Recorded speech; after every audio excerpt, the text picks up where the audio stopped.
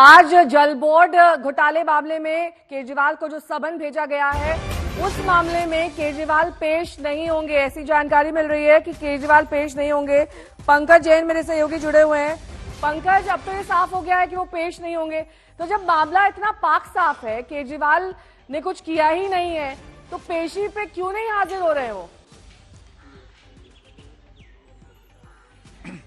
बिल्कुल, आम आदमी पार्टी लगातार ईडी के समन को लेकर सवाल खड़े कर रही है और दूसरी तरफ भारतीय जनता पार्टी ये पूछ रही है आम आदमी पार्टी से कि अरविंद केजरीवाल जांच में शामिल क्यों नहीं हो रहे हैं। और हम मुख्यमंत्री आवास के ठीक बाहर मौजूद हैं और जैसा कि मैंने आपको बताया था कि कुछ ही देर में वो संदेश आ जाएगा। ये आम आदमी पार्टी की तरफ से बयान जारी किया गया है और इसमें यह भी बताया गया है कि आज अरविंद केजरीवाल ईडी के दफ्तर नहीं जाएंगे। दिल्ली जल बोर्ड के मामले को लेकर ये पहला समन था और एक बार फिर से वही बात यहाँ पर अरविंद केजरीवाल और आम आदमी पार्टी की तरफ से दोहराई गई है। आम आदमी पार्टी ये कह रही है कि जब कोर्ट से जमानत मिल गई है तो ईडी बार बार समन क्यों भेज रही है। दूसरी बात, आम आदमी पार्टी ये कह रही है कि ईडी का समन गैर कानूनी है। और तीसरी बात, आम आदमी पार्टी अब कह रही है क्योंकि लोकसभा चुनाव का ऐलान हो गया है नेहा, और अब आम आदमी पार्टी सीधे तौर पर भाजपा पर निशाना साध रही है और ये कह रही है कि ईडी के पीछे छुपकर भारतीय जनता पार्टी चुनाव लड़ना चाहती है। तो जाहिर है कि इस पूरे मामले में क्योंकि समन आया है तो अरविंद केजरीवाल ईडी को जवाब जरूर भेजेंगे और ईडी को जो जवाब भेजेंगे देखना होगा कि उसमें क्या बातें उन्होंने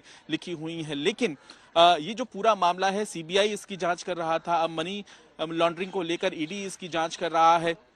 उधर आम आदमी पार्टी ये पूछ रही है कि क्या मामला है, हमें पता नहीं, तो ईडी बताए मामले के बारे में। दूसरी तरफ जो ये मामला है उसे लेकर फरवरी में भी कई रेड्स हुई थी और जो फ्लो मीटर था उसकी टेंडर प्रक्रिया में किसी एक कंपनी को फायदा पहुंचाने की बात कही गई है। तो ये पूरा जो आरोप है इसे लेकर अब ईडी ने अपनी जांच को आगे बढ़ाया है। लेकिन लोकसभा चुनाव की शुरुआत हो चुकी है, अब प्रचार की शुरुआत हो गई है, तो आम आदमी पार्टी ने तैयारी कर ली है कि वो इस मामले को चुनाव के दौरान उठाएगी। और जिस तरह से कल प्रेस कॉन्फ्रेंस करके आतिशी ने लगातार सवाल खड़े किए थे और ये तक कह दिया था कि अब क्योंकि कोर्ट में मामला चल रहा है और वहां पर कोई कार्रवाई हो नहीं पा रही है, इसलिए नया मामला ईडी लेकर आई है। तो जाहिर है ये घमासान और भी ज्यादा तेज होने वाला है। लेकिन जैसा कि उम्मीद थी, अरविंद केजरीवाल लगातार ईडी के समन को गैर कानूनी और राजनीति से प्रेरित बता चुके हैं और ऐसी स्थिति में वो इस समन का भी जवाब देने के लिए नहीं जा रहे हैं। लेकिन अभी हमें इंतजार इसलिए भी करना होगा क्योंकि गुरुवार 21 मार्च के दिन अरविंद केजरीवाल को ईडी ने 9वां समन भेजा है शराब नीति मामले में। जाहिर है उम्मीद जताई जा रही है कि उस मामले में भी इसी तरह का जवाब सामने आए। लेकिन यहाँ पे कानूनी तौर से जो चुनौतियां हैं अरविंद केजरीवाल और आम आदमी पार्टी के लिए और भी ज्यादा बढ़ गई हैं नेहा।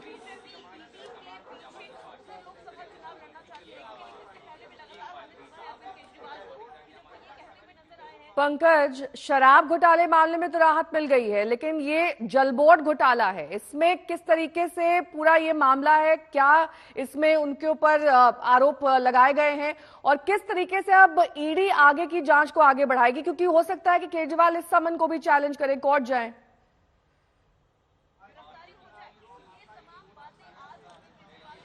देखिए, बिल्कुल बहुत ही दिलचस्प रही है आम आदमी पार्टी और अरविंद केजरीवाल की कानूनी रणनीति। जिस तरह से हमने शराब नीति मामले में देखा कि अरविंद केजरीवाल लगातार नजरअंदाज करते रहे समन को, ऐसा ही कुछ यहां होने की उम्मीद है। लेकिन एक वक्त ऐसा आया जब ईडी खुद कोर्ट पहुंच गई और उसके बाद ईडी वाले मामले में अरविंद केजरीवाल की पेशी भी कोर्ट के सामने हुई। लेकिन बीच में ऐसा वक्त आया था जब अरविंद केजरीवाल कह रहे थे कि वो वीडियो कॉन्फ्रेंसिंग के जरिए पेश होने के लिए तैयार हैं और वही हालात यहां भी बन सकते हैं क्योंकि ये पहला ही समन था।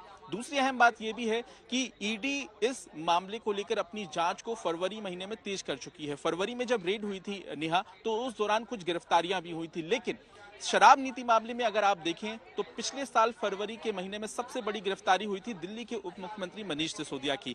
फिर पिछले साल अक्टूबर के महीने में आम आदमी पार्टी के राज्यसभा सांसद संजय सिंह की गिरफ्तारी हुई थी और उसके बाद से ही लगातार ईडी अरविंद केजरीवाल को समन भेज रही है। लेकिन यहाँ पे अभी तक किसी बड़े चेहरे की गिरफ्तारी नहीं हुई है। इसी वजह से इस पूरे मामले का आकलन फिलहाल आम आदमी पार्टी कर रही है और लगातार वो अपने जो लीगल एक्सपर्ट हैं उनके संपर्क में है। तो देखना होगा कि क्या अपनी कानूनी नीति को शराब। बहुत बहुत शुक्रिया तमाम जानकारी के लिए आपका।